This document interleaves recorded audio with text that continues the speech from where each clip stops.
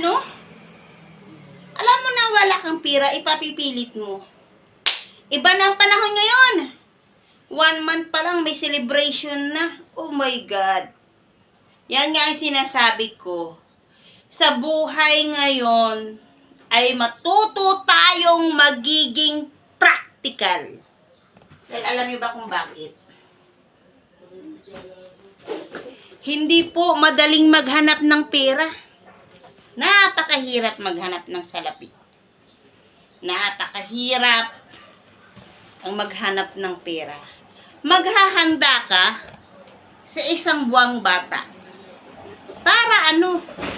Ipagmamayabang mo sa mga kamag-anak mo sa social media na mayroon kang handa para sa anak mo.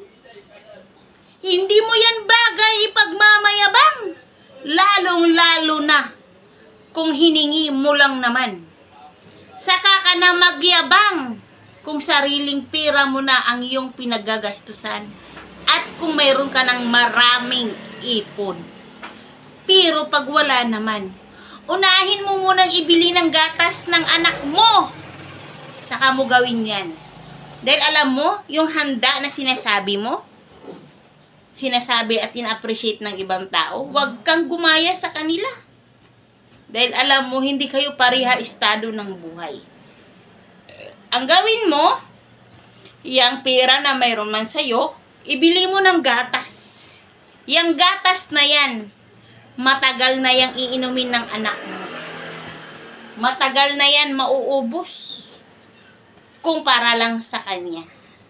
Pero dahil ikaw ay isang ina na ambisyosa, pilingera, ay wag mo na idama yung bata. Kasi yung bata wala yang kamuang-muang. Wala yang kaalam-alam sa pinaggagawa mo.